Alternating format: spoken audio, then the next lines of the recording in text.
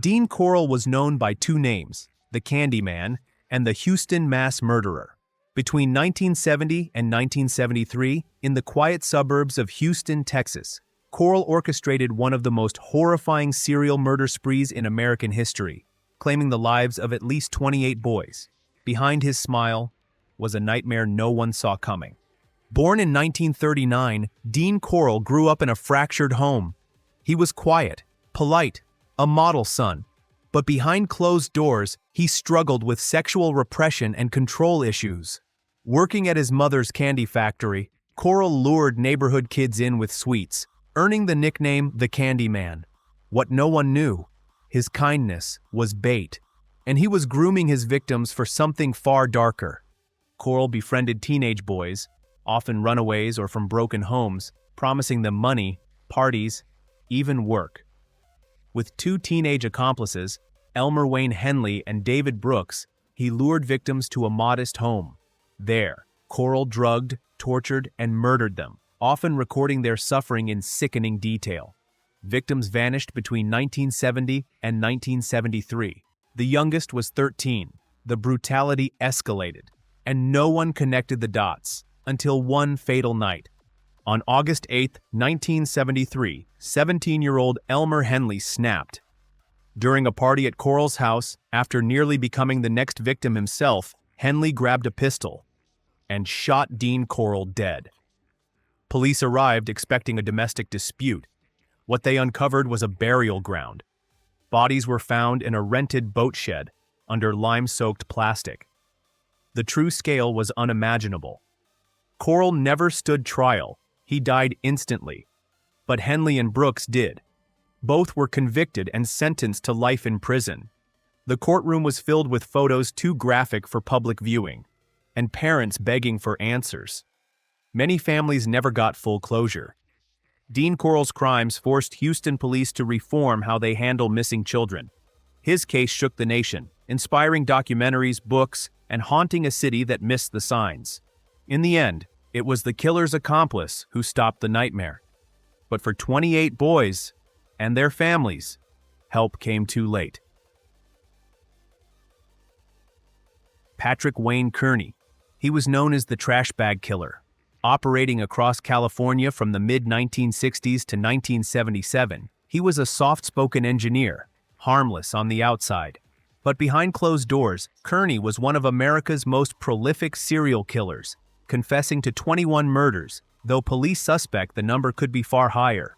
Born in 1939 in East Los Angeles, Kearney had a troubled childhood marked by bullying and isolation.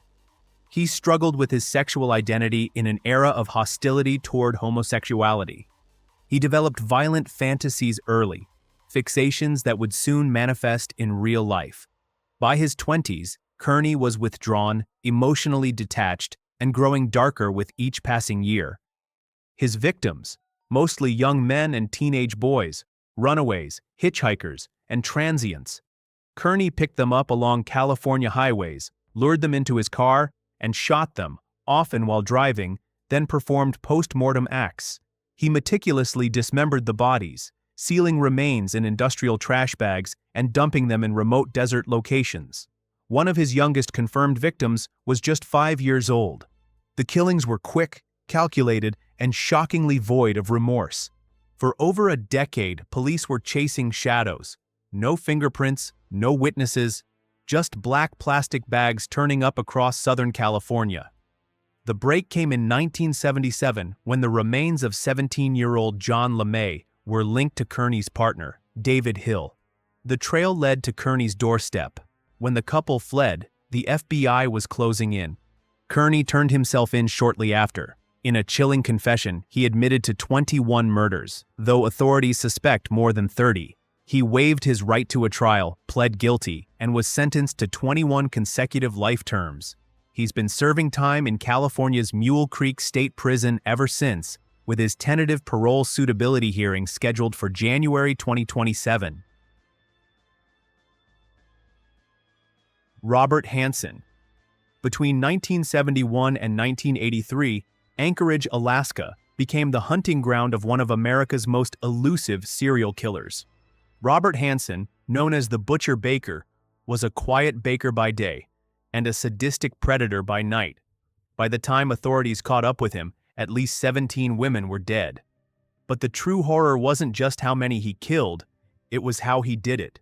Born in Esterville, Iowa, in 1939, Hansen grew up shy, stuttering, and deeply insecure. His strict father forced him into long hours at the family bakery. He was bullied by peers, rejected by women, and increasingly isolated, funneling years of resentment into violent fantasies. A 1960 arson conviction hinted at deeper rage, but Alaska gave him cover. He moved to Anchorage in 1967, married, had children, and blended in. Beneath the surface, however, Hansen was unraveling. Hansen's victims were often young sex workers or dancers, women he believed wouldn't be missed. He'd lure them with promises of money or safety. Then, after assaulting them, he'd fly them deep into the Alaskan wilderness, release them, and hunt them like animals. Armed with a rifle and a knife, he stalked them through the cold forests. Some tried to escape, most didn't. One of his known victims, 17-year-old Paula Goulding, vanished in April 1983. Her remains, like many others, were later found near the Nick River. His kill sites stretched across remote terrains, leaving almost no trace. The case cracked open when a 17-year-old survivor, Cindy Paulson, escaped from Hansen's basement. She ran barefoot through the streets, chained and terrified, but alive. Her testimony, initially dismissed, was later corroborated by tire tracks and witness sightings. FBI profiler John Douglas stepped in, crafting a psychological profile that pointed straight to Hansen. A search warrant uncovered damning evidence, jewelry from victims, an arsenal of weapons, and a chilling map marked with 21X, each one a suspected burial site. Faced with overwhelming evidence, Hansen confessed to murdering 17 women, though investigators believe the number was higher. In 1984, he was sentenced to 461 years in prison without the possibility of parole. No trial, no jury. Just a cold, quiet admission of guilt. He died behind bars in 2014. Hansen's story has been featured in documentaries, books, and the 2013 film The Frozen Ground. Samuel Little, also known as Samuel McDowell, a name buried in decades of police reports and forgotten cold cases. Between 1970 and 2005, he drifted across the U.S., leaving behind a trail of death. Authorities now believe he murdered at least 93 women, mostly black, mostly poor, mostly ignored. In 2018, the FBI declared him the most prolific serial killer in U.S. history. But for decades, he was invisible, by design. Born in Georgia in 1940 and raised in Ohio by his grandmother, Samuel's early years were riddled with instability. He struggled with discipline, dropped out of school, and racked up arrests for theft, assault, and rape. He later admitted to a growing urge to kill, one he claimed began in childhood. But his victims weren't random. He specifically targeted women society often overlooks: sex workers, drug addicts, and the homeless. Little's signature was strangulation. He rarely used weapons. He left no obvious wounds. And with no fixed residence, he moved constantly, from California to Florida to Texas. He'd pick up women in bars, on sidewalks, or back alleys, then kill them quietly, dump the bodies, and disappear. In many cases, their deaths weren't even ruled homicides. Some murders stood out. In 1982, he killed 22-year-old Melinda LePray in Mississippi. In 1993, he murdered Rosie Hill in Florida. And still, he remained free. The break came in 2012. Little was arrested on a drug charge in Kentucky. His DNA was entered into a national database and matched to 3 unsolved murders in Los Angeles from the late 80s. All 3 women had been strangled. What followed stunned investigators. Little began confessing. With astonishing clarity, he recalled names, faces, clothing, and even locations decades later. He eventually confessed to 93 killings, Authorities have verified over 60. In 2014, he was convicted of 3 murders and sentenced to life without parole. No deal, no release. Just a concrete cell where he would remain until he died in 2020 at age 80. Paul John Knowles. They called him the Casanova Killer. Charming, handsome, deadly. Paul John Knowles carved a path of destruction across 20 states during the summer and fall of 1974. By the time it was over, at least 18 people were dead. Some believe the number was much higher. He wasn't just a killer. He was a man who made murder look effortless. Born in Florida in 1946, Knowles grew up poor, neglected, and angry. By 19, he was already behind bars. Psychiatrists labeled him a potentially dangerous sociopath. He craved control and hated rejection. One key trigger? A broken engagement while in prison. The woman he loved dumped him. Days later, his killing spree began. Knowles didn't follow a pattern. That's what made him terrifying. He strangled, shot, and stabbed. Victims ranged from children to elderly couples. On July 26, 1974, he murdered Alice Curtis, a 65-year-old woman in Miami, and stole her car. A week later, he strangled teen sisters Mylette and Lillian Anderson in Atlanta. Then he drifted, leaving a trail of bodies. A British journalist, a divorcee, a hitchhiker, even a sheriff's deputy. Each murder was more impulsive than the last. He killed for thrill, revenge, and sometimes just because he could. The nationwide manhunt was chaotic.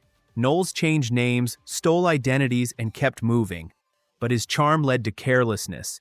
In November, he kidnapped a motorist in Georgia, forcing him to drive at gunpoint. The hostage escaped and tipped off police. In a high-speed chase, Knowles was finally captured in Georgia. The man once dubbed the modern-day Bonnie and Clyde was in cuffs, but Paul Knowles would never stand trial. On December 18, 1974, while being transported by detectives, he allegedly tried to steal an officer's gun. He was shot dead on the spot. No courtroom, no testimony, just silence and unanswered questions. He remains one of the most enigmatic figures in American crime history, a warning that evil doesn't always wear a mask. Sometimes, it smiles. Randy Stephen Kraft, better known as the Scorecard Killer. He operated between 1972 and 1983 across California and Oregon. Kraft is believed to have murdered up to 67 young men. He left behind a cryptic list of victims, coded, dehumanized, and incomplete, earning him one of the most sinister nicknames in American criminal history. Born in Long Beach, California, in 1945, Kraft seemed ordinary. The youngest of 4, raised in a conservative home. He excelled in school, joined the Air Force, and graduated from Claremont Men's College, but beneath the surface, Kraft struggled with identity and control. After coming out as gay in the early 70s, his life took a darker turn. Experts later suggested narcissistic tendencies and compartmentalized rage drove him to target men who resembled himself, young, fit, vulnerable. Kraft's signature? Luring hitchhikers, Marines, or bargoers into his car, offering rides, drugs, or alcohol. Then came the horror. Victims were drugged, tortured, sexually assaulted, and often mutilated. Many were found dumped near freeways, with foreign objects inserted post-mortem. Some had carpet fibers, others were strangled with ligatures. One victim had 76 wounds. The cruelty was systematic, but the most haunting detail: a typed scorecard found in his car, a coded list of names and clues, likely referencing each kill. On May 14, 1983, Kraft was pulled over for swerving on the freeway. In the passenger seat, a dead Marine, Terry Gambrell, bound, strangled, and freshly murdered. Inside the vehicle, police found alcohol, tranquilizers, photos of victims, rope, and the now infamous scorecard.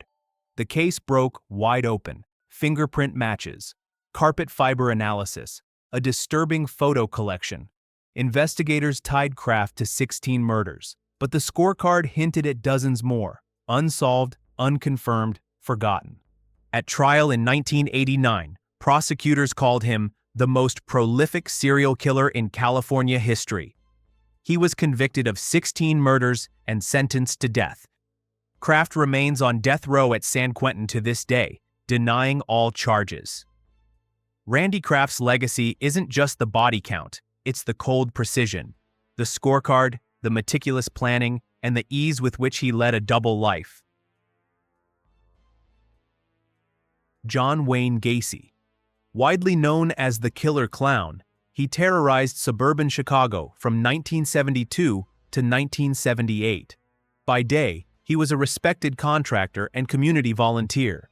By night, a sadistic predator. The horror he left behind would shock America and redefine the face of evil. Born in 1942, Gacy's childhood was steeped in dysfunction. His alcoholic father was violent and called him Sissy and Mama's boy. He craved validation, but under the surface, resentment and rage festered. He masked his insecurities with charm, climbing into politics and even performing at children's parties dressed as Pogo the Clown. But behind the paint was something far darker. Between 1972 and 1978, Gacy lured young men and boys, often promising them jobs. Once inside his home, the horror began. He handcuffed them in what he called a magic trick, then raped, tortured, and strangled them. Many victims were buried in the crawl space beneath his house, 29 bodies in total. Others were dumped in rivers.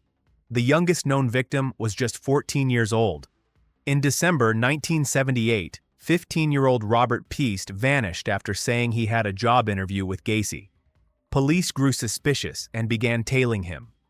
A search warrant revealed unsettling odors, and eventually, human remains. Detectives uncovered the crawl space, and with it, the depth of his monstrosity. He later confessed to killing at least 33 young men. Gacy's trial in 1980 drew national attention. He pleaded insanity, but the jury didn't buy it. Convicted on 33 counts of murder, he was sentenced to death. After 14 years on death row, he was executed by lethal injection on May 10, 1994. His final words, "Kiss my ass." Gary Leon Ridgway. They called him the Green River Killer. Gary Ridgway, born February 18, 1949, haunted the Seattle-Tacoma area of Washington state for nearly 2 decades. Between 1982 and 1998, dozens of women vanished. Their bodies, often discarded near the Green River, gave rise to one of the most infamous names in American criminal history. Ridgway grew up in a turbulent household. His mother was domineering, his father obsessed with stories of sex workers and violence. Ridgway wet the bed well into adolescence, and his mother would scrub him clean, fully clothed, fueling his early confusion and rage. He claimed to have fantasized about killing women as early as his teens. But to the outside world, he was ordinary, a truck painter, a husband, even a churchgoer. Ridgway preyed on vulnerable women, especially sex workers and runaways. He'd lure them with promises of money or a ride, gain their trust, then strike. Most victims were strangled, often by hand or with ligatures. Afterward, he'd dump their bodies in wooded areas or near the Green River, sometimes returning to defile them days later. By the mid-80s, over 40 women had vanished. Authorities feared a monster was operating in plain sight. The investigation dragged on for years, hampered by the transient nature of the victims. Police compiled suspect lists, ran stakeouts, and even consulted with serial killer Ted Bundy, who chillingly predicted the killer's patterns. But the breakthrough came in 2001. New DNA technology matched Ridgway to several victims. The noose tightened. He was arrested on November 30, 2001, nearly 20 years after the first bodies were found. Faced with overwhelming evidence, Ridgway confessed to 71 murders. In exchange for avoiding the death penalty, he led investigators to remains they never would have found. In 2003, he pleaded guilty to 48 counts of aggravated murder, later confessing to even more. He was sentenced to 48 consecutive life terms without parole. No theatrics, just cold, calculated admissions. Ridgway became the most prolific serial killer in U.S. history by confirmed victim count. His case reshaped forensic practices, especially around cold cases and DNA retention. To this day, his story haunts documentaries, podcasts, and books, not for its brutality alone, but for how long he remained hidden. Ted Bundy. His name was Theodore Robert Bundy, better known simply as Ted Bundy. Charismatic, handsome, and utterly monstrous. Active during the 1970s, Bundy haunted the Pacific Northwest before unleashing chaos across Utah, Colorado, and Florida. To the public, he was a clean-cut law student. To his victims, he was a predator hiding behind a smile. Bundy was born in 1946 in Vermont under murky family circumstances.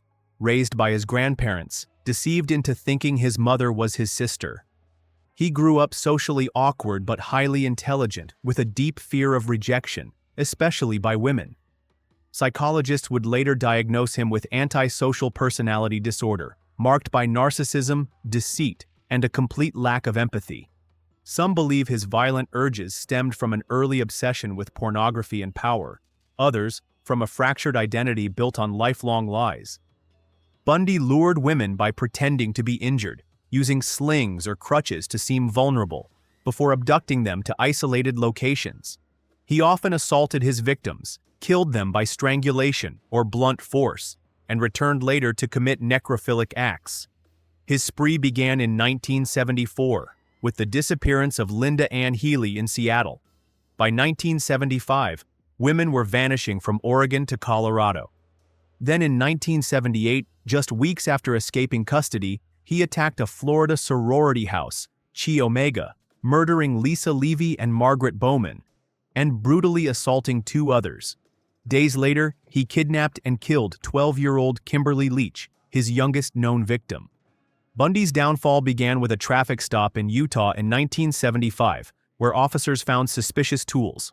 He was arrested, escaped twice, and continued killing while on the run. It wasn't until his final capture in February 1978 that the pieces came together. Eyewitnesses, dental impressions, and physical evidence finally linked him to the murders.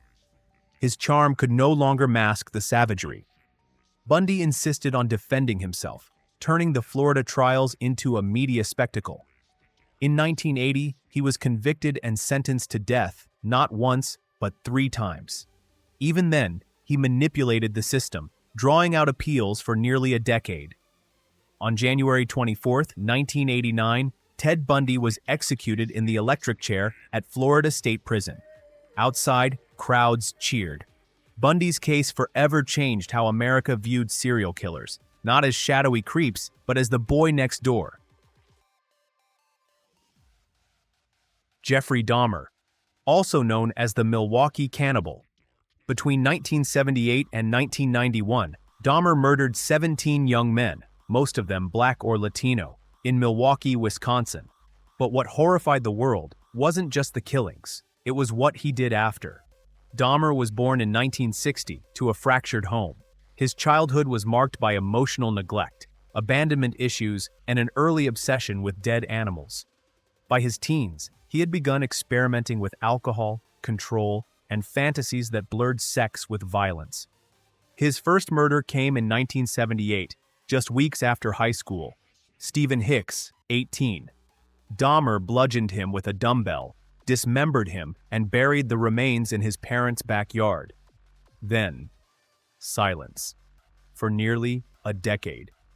But in 1987, the killings resumed, with growing brutality. Dahmer lured victims from gay bars, offered money for photos, then drugged them. What followed was a ritual of control, strangulation, dismemberment, necrophilia, and cannibalism. He preserved skulls in cabinets, stored body parts in the fridge, even attempted makeshift lobotomies to create zombie companions. The horror unraveled on July 22, 1991. Tracy Edwards, one of Dahmer's intended victims, escaped the apartment, handcuffed and terrified. He flagged down the police. Inside apartment 213, investigators uncovered a nightmare. Polaroids of dismembered bodies, severed heads in the freezer, and drums of acid filled with human remains. During trial, Dahmer pleaded guilty but insane. His legal team argued mental illness. Prosecutors insisted he knew exactly what he was doing. The jury agreed with the state. Dahmer was sentenced to 15 consecutive life terms, 957 years in prison. But justice was short-lived. In 1994, another inmate, Christopher Scarver, beat Dahmer to death inside Columbia Correctional Institution. Richard Ramirez. He was called the Night Stalker. Richard Ramirez terrorized California between 1984 and 1985, leaving behind a trail of horror from Los Angeles to San Francisco. By day, he was a shadow. By night, a predator with no pattern, no mercy, and no remorse. Born in El Paso, Texas, in 1960, Ramirez endured a brutal childhood, an abusive father, violent head injuries, and a chilling influence. His older cousin Miguel, a Vietnam vet who showed him photographs of torture and murder. That early trauma, mixed with drugs, Satanism, and isolation, twisted Ramirez into a remorseless killer. He became obsessed with death and inflicting it. Ramirez didn't follow a typical serial killer profile. He attacked men, women, and children. He used guns, knives, hammers, even a tire iron. In March 1985, he fatally shot 34-year-old Dale Okazaki. A month later, he struck again, killing William and Lillian Doy. By July, the body count rose, multiple victims, often raped, mutilated, or beaten in their own homes. His signature? A pentagram drawn on walls, and sometimes on his victims. Panic gripped Los Angeles. Investigators scrambled until a critical break, a fingerprint lifted from a stolen car linked to a petty criminal, Richard Ramirez. Police released his mugshot to the media. Days later, a mob of civilians in East LA recognized him, chased him down, and beat him until police arrived. After months of unchecked terror, the Night Stalker was finally in handcuffs. His 1989 trial was one of the longest and most expensive in California history. With a chilling grin, Ramirez showed no remorse, uttering, "Hail Satan," and flashing a pentagram in court. He was convicted of 13 murders, 5 attempted murders, 11 sexual assaults, and 14 burglaries. He was sentenced to death, but he remained on death row at San Quentin for over 2 decades, dying of cancer in 2013. Dennis Rader. He called himself BTK, bind, torture, kill. His name haunted Wichita, Kansas for decades. Between 1974 and 1991, he brutally murdered 10 people, then disappeared, only to re-emerge years later with chilling letters, taunting police, hungry for attention. Born in 1945, Rader seemed unremarkable, a church council president, a Cub Scout leader. But behind the suburban mask lurked a sadistic desire for control. From a young age, he strangled animals and fantasized about domination. His darkness wasn't born overnight. It evolved, carefully hidden, meticulously controlled. Rader targeted women, and sometimes entire families, stalking them before striking. His first victims were the Otero family in January 1974, Joseph, Julie, and their 2 children, bound, tortured, killed. He photographed his crimes, kept trophies, and signed taunting letters as BTK Nancy Fox, Shirley Vian, and Marine Hedge. He described their deaths in disturbing detail. The killings were methodical, no remorse, just gratification. For decades, BTK evaded capture. But in 2004, long dormant, he resurfaced. Craving notoriety, he began sending puzzles and riddles to the press. His fatal mistake? Sending a floppy disk to the police.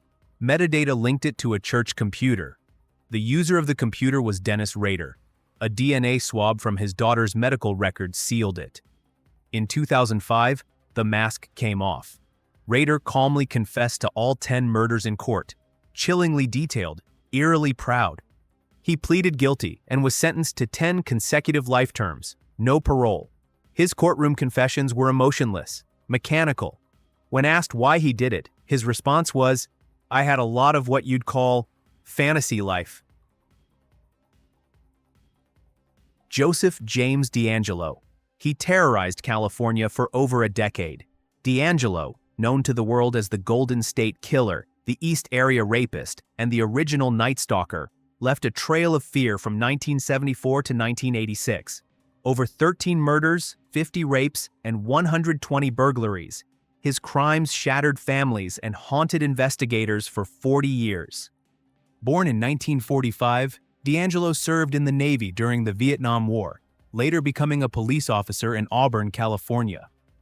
But beneath the uniform was a fractured mind, marked by early trauma, rage, and an obsessive need for control.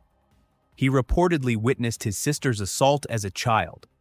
Experts believe this may have seeded his later compulsions. His dismissal from the police force in 1979 for shoplifting may have escalated his violence. He began as the Visalia ransacker, breaking into homes and stealing personal items. Then, in Sacramento, he evolved into the East Area Rapist, often stalking victims for days. He'd break in at night, wearing a ski mask, binding his victims, husbands forced to listen as he assaulted their wives. By the 1980s, he became more sadistic, now murdering couples in Southern California. Notable victims include Brian and Katie Maggiore in 1978, and Janelle Cruz, his final known victim in 1986. For decades, his crimes went unsolved. But in 2018, a breakthrough emerged: genetic genealogy.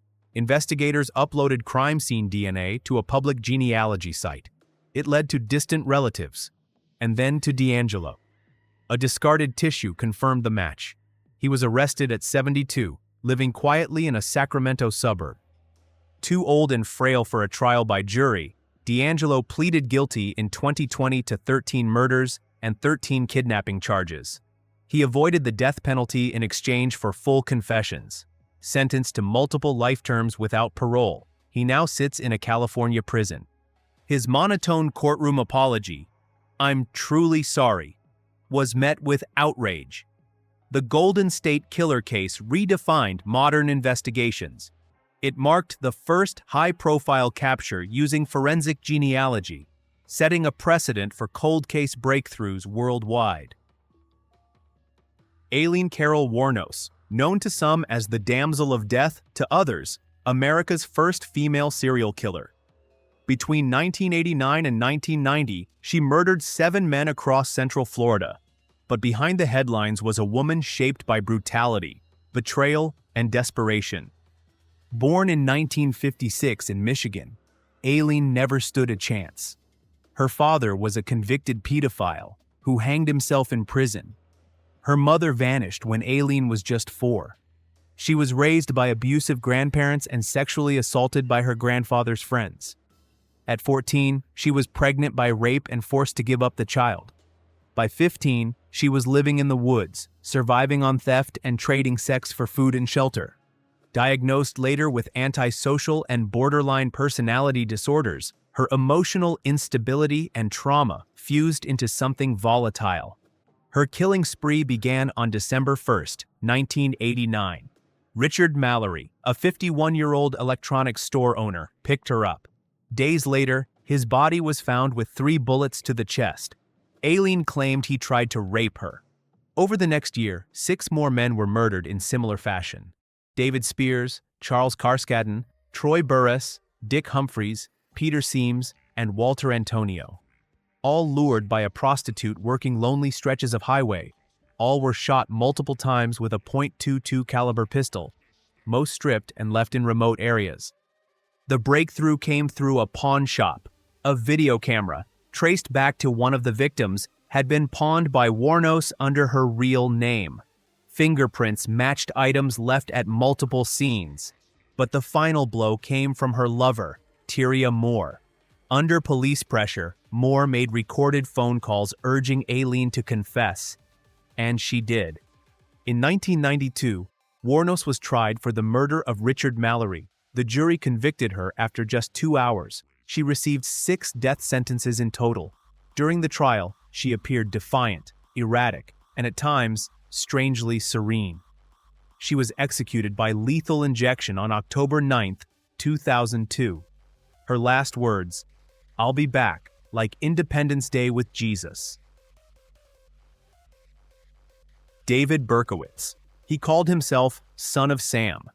Between July 1976 and July 1977, he terrorized New York City with a string of brutal shootings, leaving 6 people dead and 7 others wounded. His crimes weren't just murders, they were messages, signed in blood, and the city was listening. Born Richard David Falco in 1953, Berkowitz was adopted by a Bronx couple and raised as David Berkowitz. From an early age, he displayed signs of emotional instability, obsessed with fire, violent fantasies, and deep feelings of abandonment after the death of his adoptive mother. A loner, alienated, and eventually delusional. He later claimed a demon, speaking through his neighbor's dog, commanded him to kill. Berkowitz's victims were mostly young women with dark hair, often sitting in parked cars with boyfriends. His weapon of choice? A .44 caliber bulldog revolver. On July 29, 1976, Donna Lauria was shot dead outside her home. Over the next year, panic spread with each attack. No pattern, no motive, just carnage. He taunted police and media with handwritten letters, signed Son of Sam. In one note, he wrote, "I will return. I will be back. I love to hunt." The turning point came after the final attack on July 31, 1977. A witness noticed a man near a suspicious car receiving a parking ticket. That ticket led detectives straight to Berkowitz's doorstep in Yonkers. When arrested on August 10, 1977, he confessed instantly, smiling and saying, "You got me. I'm the Son of Sam." In court, Berkowitz pleaded guilty to all 6 murders. He was sentenced to 6 consecutive life terms. He later claimed his story about demonic voices was fabricated, a desperate lie to support an insanity defense that never came.